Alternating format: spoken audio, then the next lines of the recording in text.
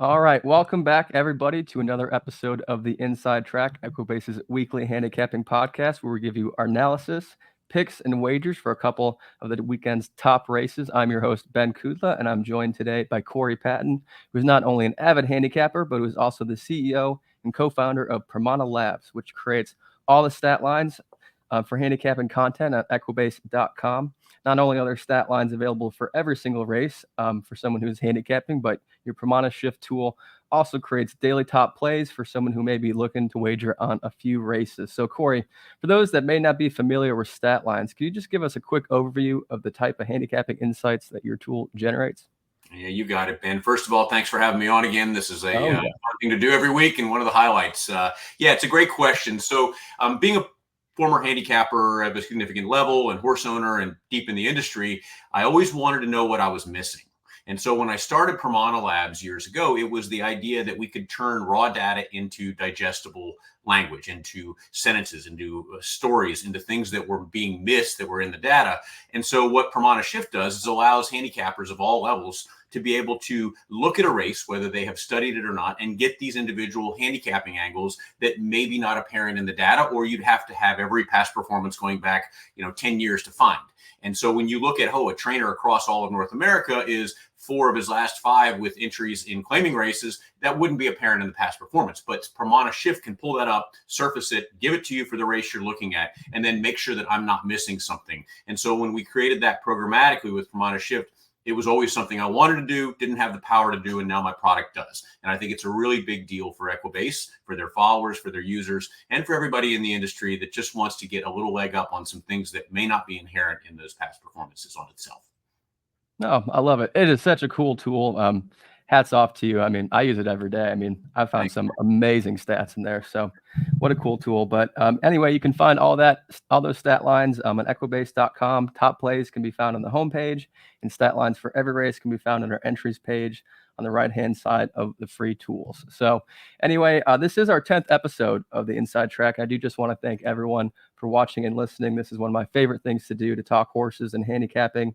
So I hope we've given you some winners each week and at least a different perspective on how to handicap these races. So we will be joined today by a special guest at the end of the show, Shawn Heron, who is a 6-time NHC qualifier, 2-time NHC top 60, and is currently ranked in the top 10% among all handicappers on the NHC Tour. So last weekend, Shawn won the first Race to the NHC, which are free weekly feeder contests exclusively for RaceLens users on horseplayers.com. So the top 2 finishers each week will qualify for the RaceLens Final 50 in February, and the RaceLens Final 50 will send 2 RaceLens users to Vegas in March. So excited to talk to him, hear his picks for the Iroquois as well.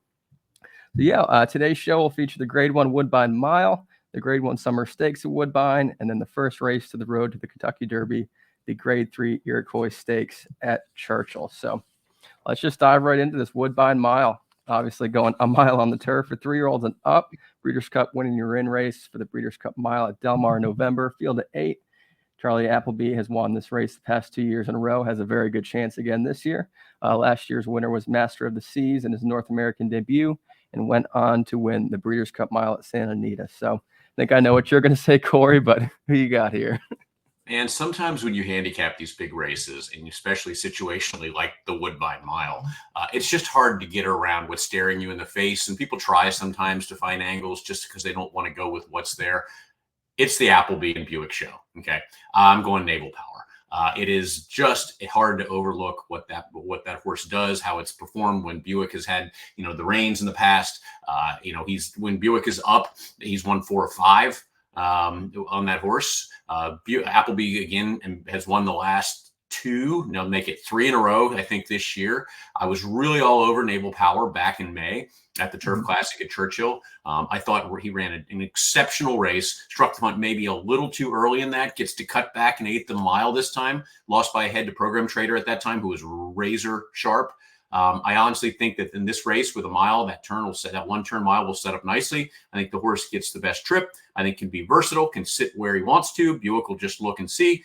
Doesn't need the lead, can come from off. I think the horse is just going to sit the trip well and then rally the same way that the Appleby charges have the last couple of years in the mile and win it. And so when you look at price, we'll see whether it's even worth the play, because I think he's going to be pretty heavily bet, but I think that's your winner, and sometimes it's hard to overlook. Yeah, no, 100% agree. Yeah, going on odds, we don't have the morning line yet, but on Raceland's true odds, he's 8-5. So I'm sure that morning line will be right around there, and he deserves every little bit of it. Yeah, I mean, Appleby and Buick, I mean, winning at 47% in graded stakes races together in the last 3 years, 18 wins from 38 starts, and 82% in the money.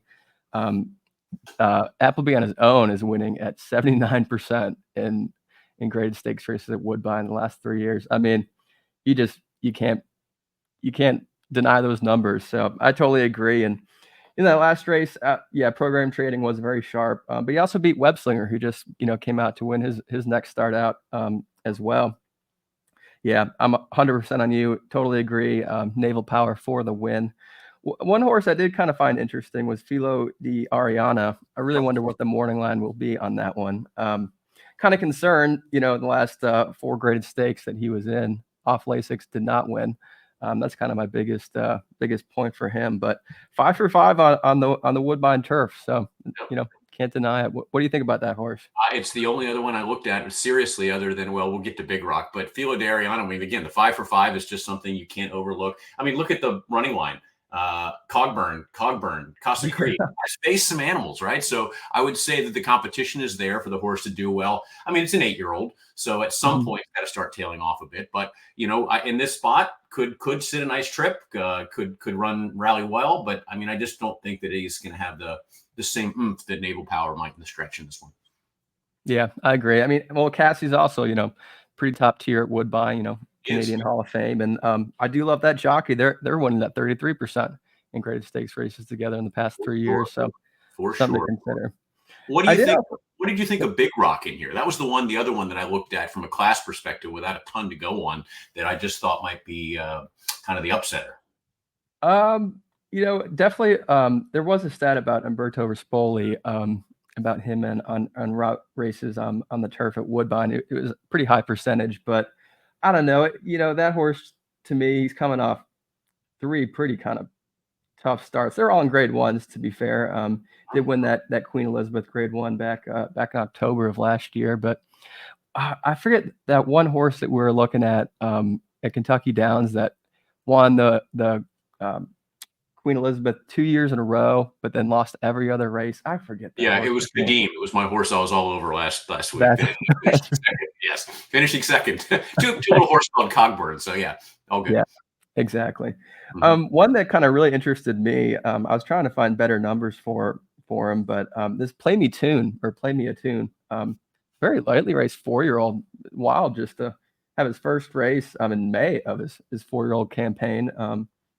Running a 107, 99, and 111.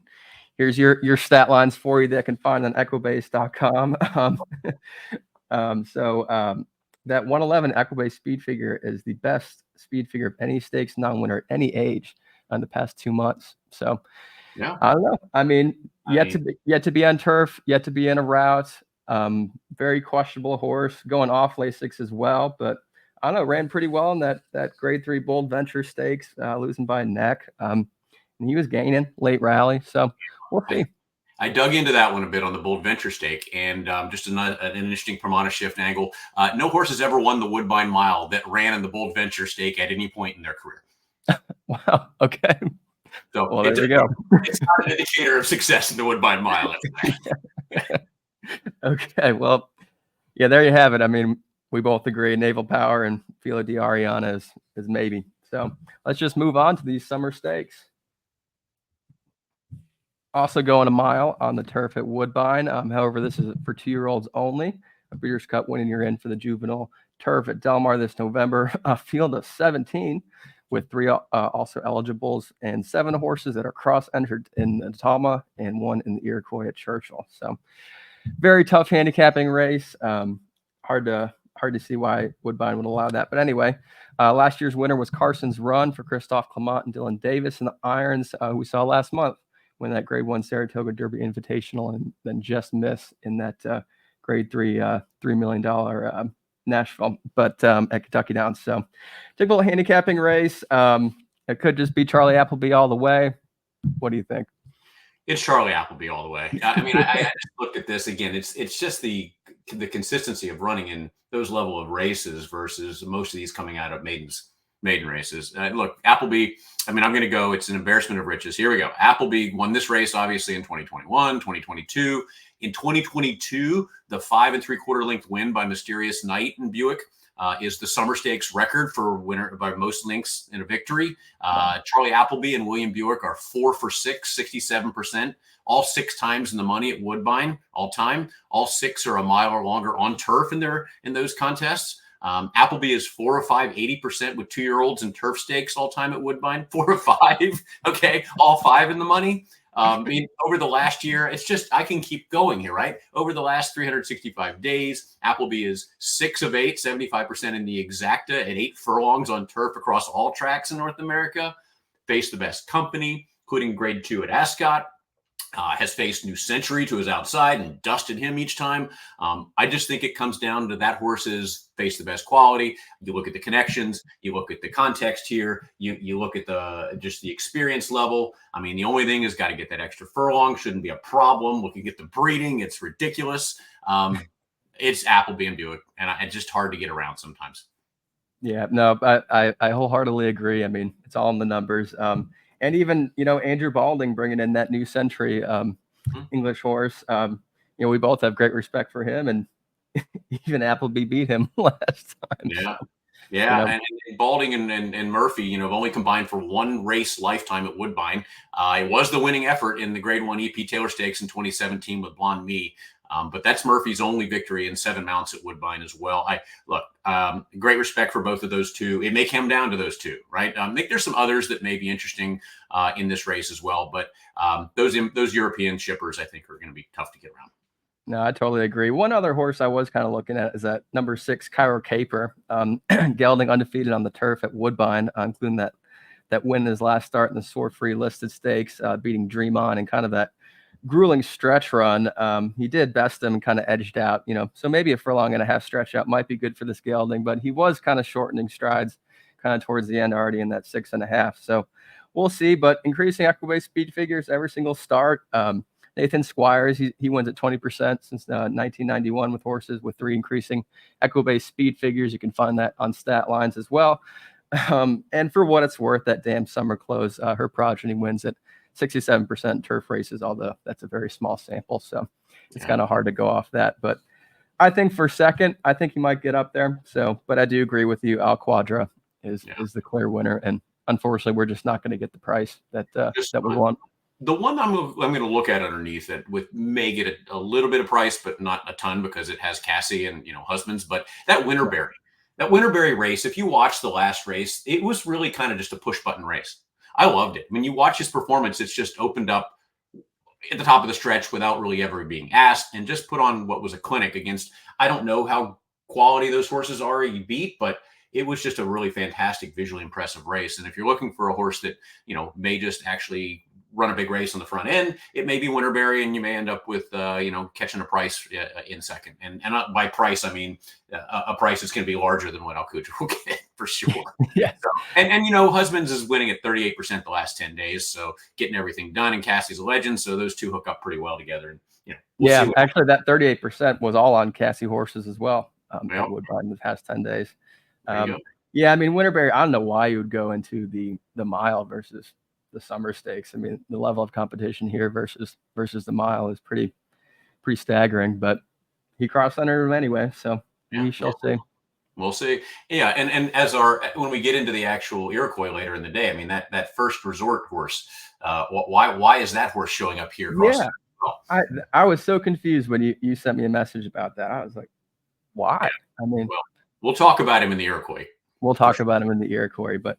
Anyway, so there's your Summer Stakes and Woodbine Mile at Woodbine. So now we're going to have a special guest with us joining, Shawn Heron, who's a 6-time NHC qualifier and winner of last week's first race to the NHC contest. So I'm going to add him to the stage. Hey, good morning, Shawn. Thank you so much for joining. Good morning, Ben. Good morning, Corey. How you doing? Doing well, we're doing awesome. Just talking horses. That's great. Looking forward to the weekend. Yeah, oh yeah. Fantastic weekend, especially at Woodbine and the Iroquois and Pocahontas. Just want to say congratulations for your win last week. in that first free contest, the race to the NHC. Got your seat for the Raceland's Final 50. I just had some questions. I mean, when did you first kind of start handicapping? When did you get in the game? How long you been doing it? Yeah, sure. So I started, back in high school, back in the 80s. I went to Monmouth Park with a couple of friends and went to the paddock and was kind of hooked from there. For many years, I was just more of a casual fan, would bet on big days, go to the track a couple times a year. But about 10 years ago, around 2015, I started to dive into past performances and start handicapping and start playing on a more regular basis and also started playing contests at that point.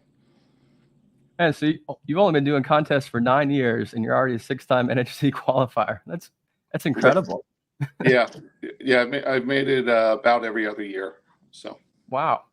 Looking forward. I'm qualified again for this year in March, so I'm looking to try and pick up my second seed.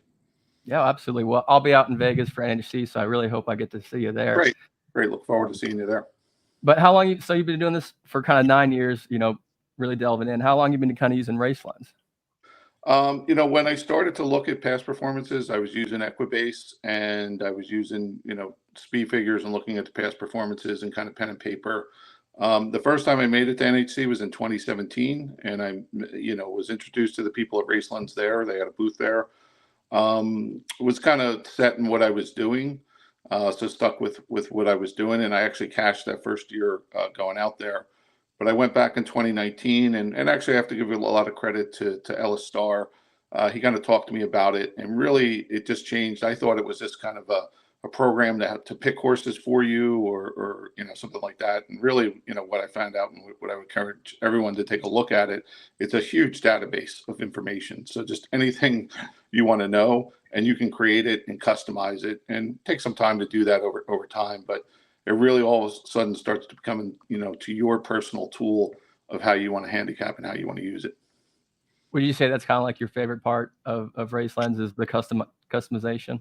Yeah, I mean, I have a couple different angles, and I've talked to other players that use it. A lot of people will set off, a lot of different triggers. I really only have a couple different angles, and basically it kind of feeds into what I'm looking for. I look at speed figures, so I'm looking for improving speed figures, trainer and jockey combinations. So what Racelands allows me to do is just look at any day's race and just at a glance, and it gives me those horses that I might want to key in on, whether I'm playing in a contest or I want to build a pick 3 or something around it. Fantastic. Yeah, Raceland, it is such a cool tool. I use it every single day. And, to your point, as well, I actually sit next to Ellis Starr in the Equibase office, and he helps me every day with it. And he's such a great handicapper, a good dude. So I'm glad you feel the same. Before we let you go here, just one last question. What is your top pick in the Iroquois, that first road to the Kentucky Derby race? Yeah, I looked at it, and there was a couple of different Racelands angles that went off for me. So what I liked about it was, kind of the horse I'm focusing on is First Resort with Bejarano and Hardy. It's an Uncle Mo going a mile on a dirt. There's good sire statistics to back that up. And I think, the number 5, Owen Almighty, is going to jump out there. And the other course that I think is going to have some speed and set the pace is Politically Correct, but that's going to be coming from the 12 post. So I like the one. I think it can keep up there in the pace on a one-turn mile on the dirt. It's stretching out. Its last race was at the Saratoga Special at 6.5 furlongs. But these are all young horses. They're all, trying to make that jump. So I like the inside post. With that, I think it could close out there. So that's what I'm going with. It's at a nice price, 12-1.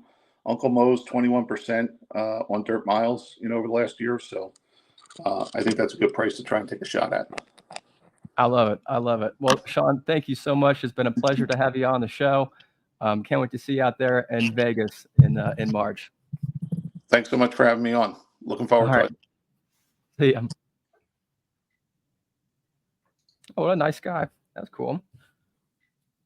Very much. Seems like I love people who pick up the game, love the puzzle, dive in, and then do it consistently, because you only see angles the more work you put in, and then they start to become glaring once you spend time looking at past performances. So I encourage everybody who's trying to get into the game, that loves the game, that may play on just weekends, big weekends, to take a little bit more time and try to go in and look at the puzzle, because literally with the first time you solve the puzzle and you think you saw something that others didn't, you're hooked.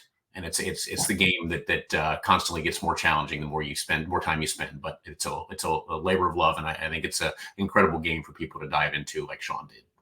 Yeah, no, totally agree. And yeah, man, that's crazy. Since 2015, already a 6-time NHC qualifier. Kind of shows credence to Race Lens. So obviously go check that out. And we got 24 more free contests before NHC 2025 to try to grab your seat as a Race Lens user. So go ahead and check out equibase.com/NHC to easily sign up. So now I'm excited to hear your picks for this Iroquois. So the Grade 3 Iroquois Stakes, 1 mile in the dirt for 2-year-olds at Churchill Downs, the first race for the Road to Kentucky Derby. First place finisher gets 10 points, and then 5, 4, 3, 2, 1. Tough race to handicap with 2-year-olds, but also, like you said, there's a lot of cool angles in here. Like in the last 10 years, actually, 5 horses, the last 5 winners came out of the Ellis Park, 2 at Prairie Meadows, 2 at Saratoga, and 1 at my home, Arlington Park. Interesting stat about this race. 29 horses have come out of the Iroquois Stakes in its history that ran in the Derby, and none of them have won. 0 for 29, and only 2 have been in the money. So that's kind of interesting. Last year we saw West Saratoga with Larry Demerit. Absolutely love that story. One of like the nicest guys on the racetrack. He's over there at the Thoroughbred Center on Paris Pike here in Lexington. He also came from Ellis. His last race, West Saratoga did. But anyway, let's hear it, Corey. All right. So I'm gonna piggyback on your stat there a minute ago about the Kentucky Derby thing. I'm gonna go a little history here. So in this race, there are 4 of the entrants that have run in a stakes race before running in this. The rest of them have been in maidens.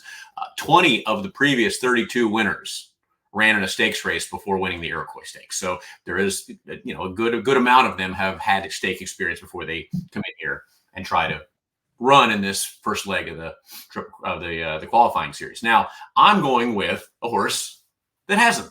I'm going with a visually impressive horse that won at first asking, that I think is just sitting on becoming a star potentially. And again, that's one race, so it's a sample size of that.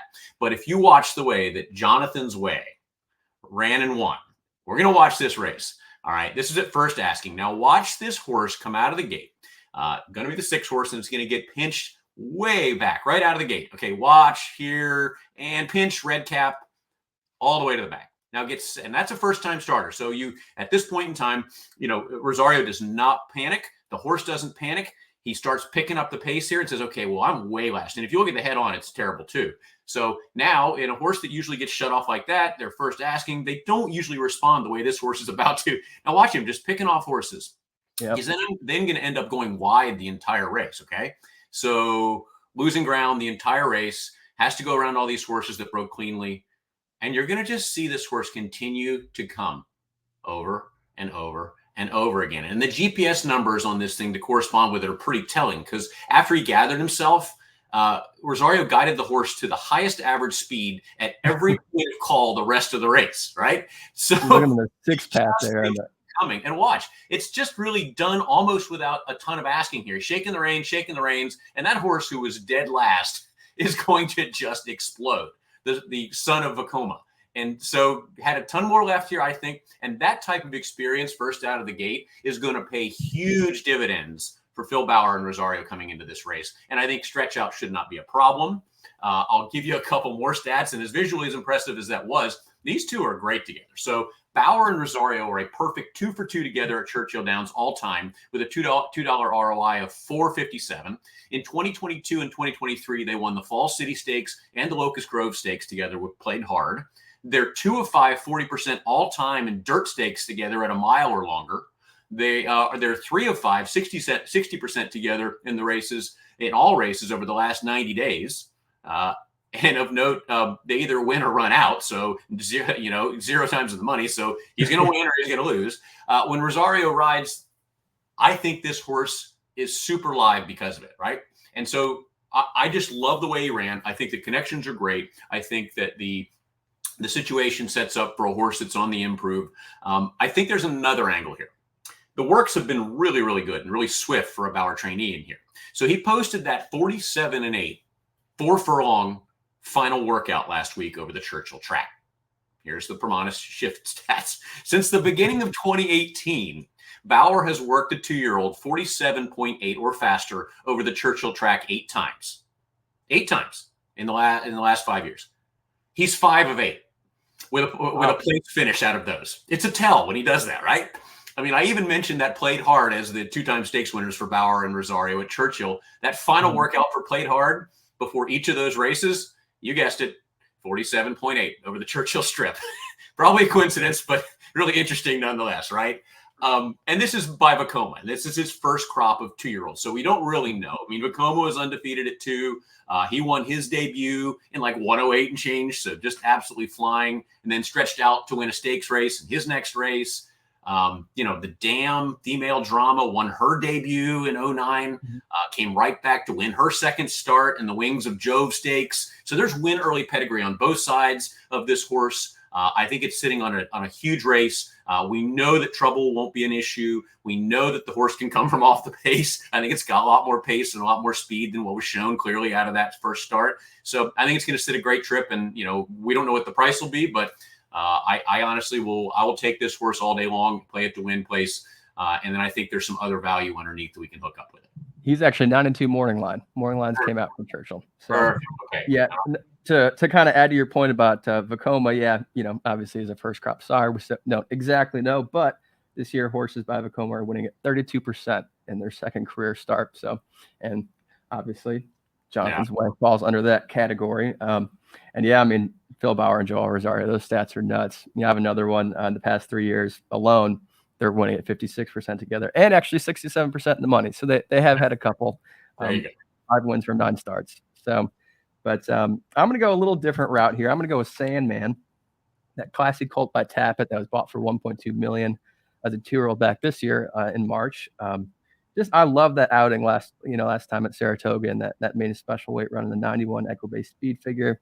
Sat in the rail mid-pack, made a move up the rail in the final turn and battle with that 8-5 favorite Innovator, and just kind of took him away. And that 91 Equibase speed figure is the best last out Equibase speed figure in this race as well.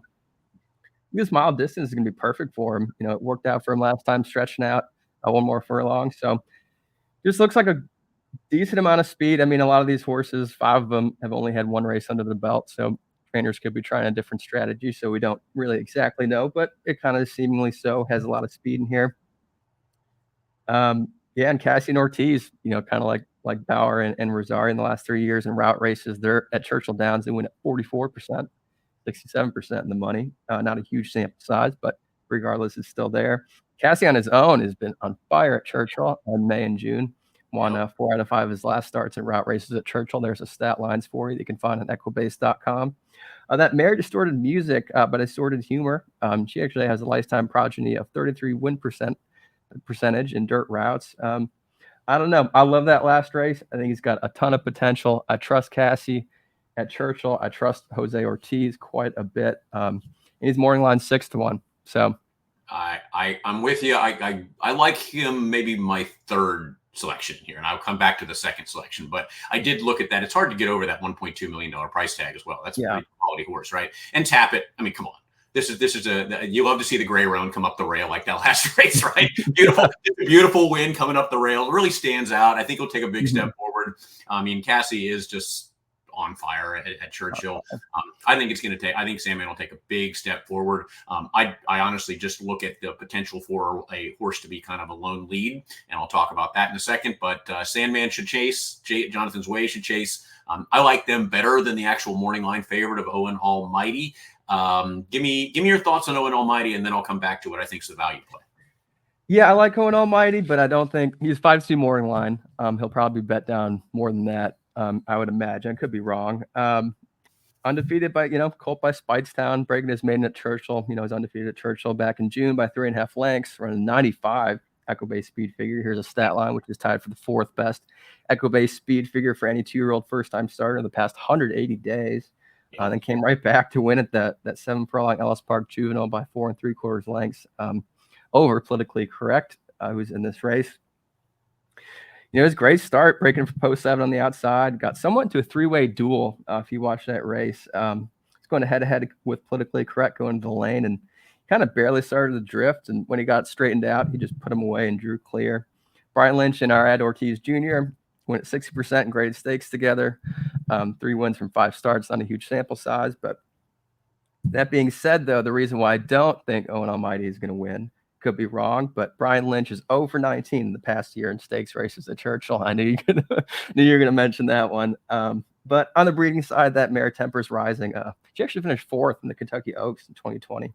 Owen Almighty is her first foal, so she's technically an undefeated dam. But good best of the field here, but that Brian Lynch stat really just irks me. So I'm not going to pick him to win. Yeah, it's hard to get around that stat. That stat line is one of those that, again, as we talked about right off the top, be hard to know. You wouldn't know that without the stat lines, right? And so I don't know. It's more than just a coincidence. And so only 4 of those 19 were even in the money, right? So I don't know.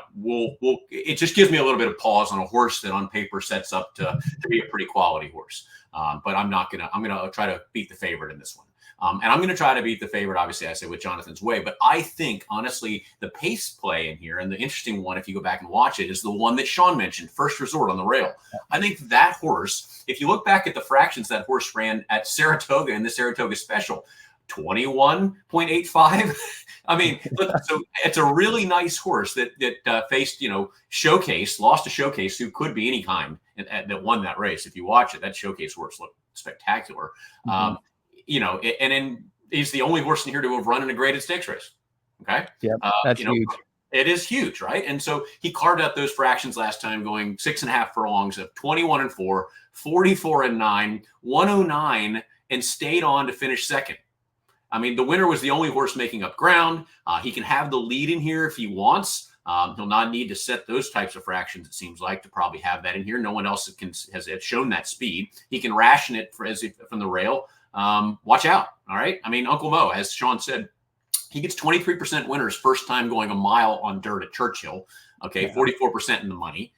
Since his freshman crop in 2015, there are 21 sires with over 150 starters on dirt races of a mile or longer at Churchill. Uncle Mo has the highest winning percentage of all of them at 17.34%. There are others that are close, but he's got the highest.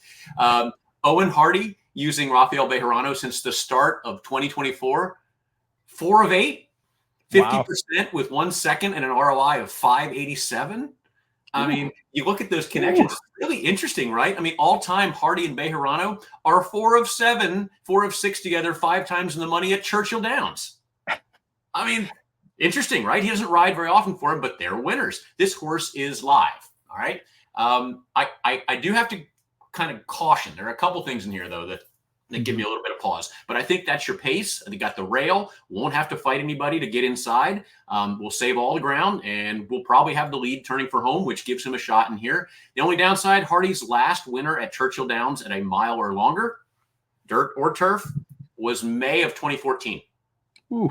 He's 0 for 20. 0 for 20. So the distance has been a challenge, but, together Bejarano and he have been great.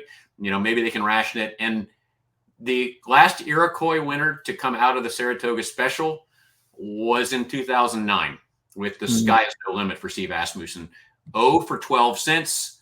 And that is the only winner ever to come out of the Saratoga Special in the Iroquois. So a couple of interesting notes of there, whether you want to put that into your handicapping, because every horse is different. Every situation is different, but I like the pace. I like the price at 12-1. I think I hooked them up with Jonathan's Way, potentially your Sandman, and that's an interesting race, I think, to handicap. Yeah, I cannot believe he's 12-1 morning line. Kind of just doesn't really seem right. But yeah, I totally agree. I can't understand why Hardy cross-entered him at Woodbine. On the turf, I mean, it's very interesting. I would imagine he's going to stick with Churchill.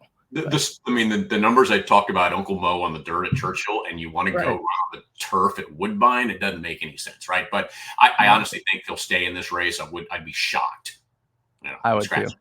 Be shocked. Be shocked. Well, who else you got in here that would potentially spice up things for you? Big popper.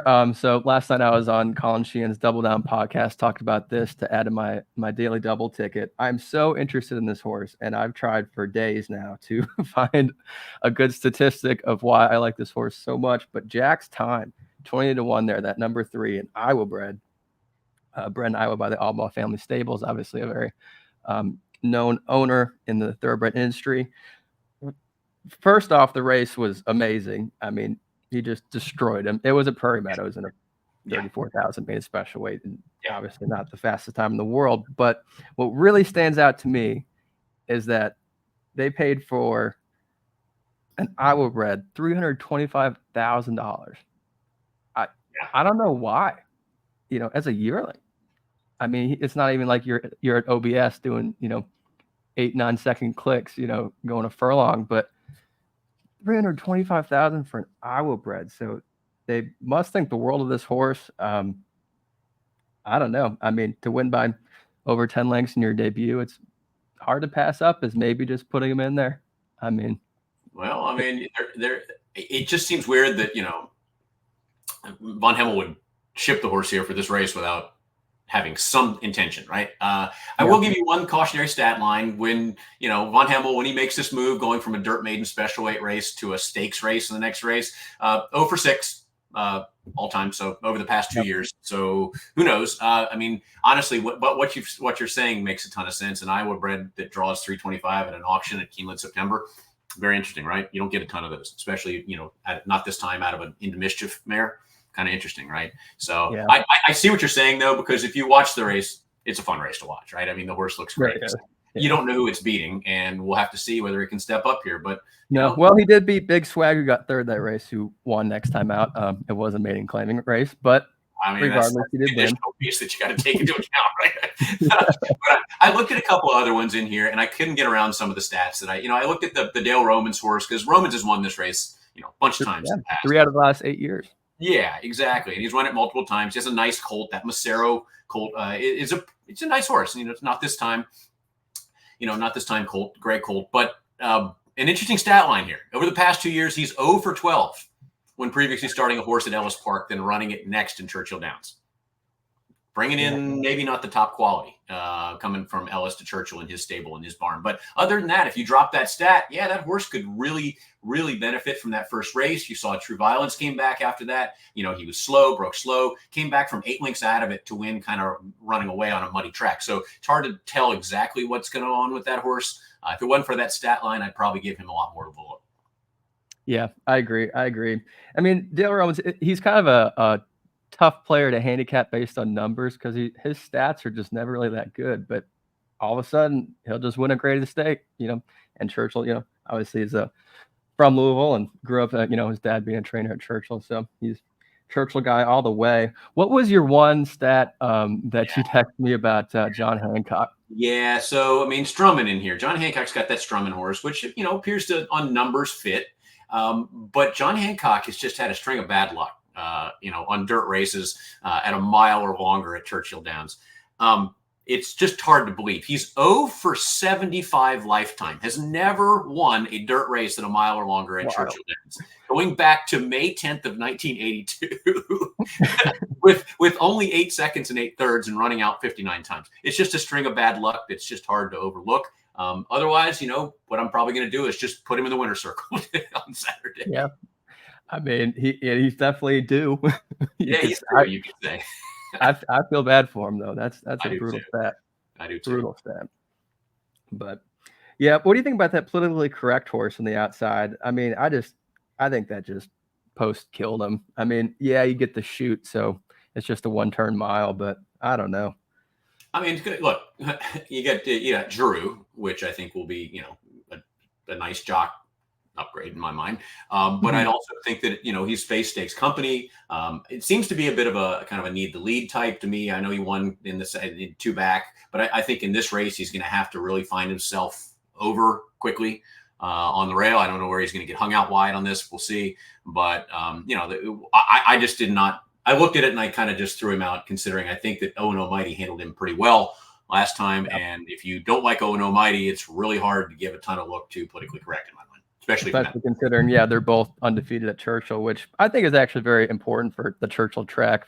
It's very, very deep. You know, some horses really hate it. For example, when I was an assistant trainer, you know, there are kind of holes in that stretch back in the day, and you know, that's where we had some chipped knees for our top horses. So it can be kind of a grueling track on horses. So the ones that do like it, you know, it's something definitely to take note of. But yeah, I kind of threw out politically correct as well. I would take Jack's time, honestly, over politically correct, just off a hunch. I think the price will be right. Yeah, 100%. That's one of those where you put 20 to show. Yeah, why not? The price will be right. You know, yeah. and maybe you key it, and you know, in a couple of tries here and there or something. Yeah, exactly. But anyway, so there's your Iroquois. Thank you so much for watching. Thank you, Corey, for being on again. Thank you to Shawn for being on. That was fantastic to talk to you about your strategy and race lens. But yeah, here's our 10th episode in the books. So see you again next week. Thank you, everybody.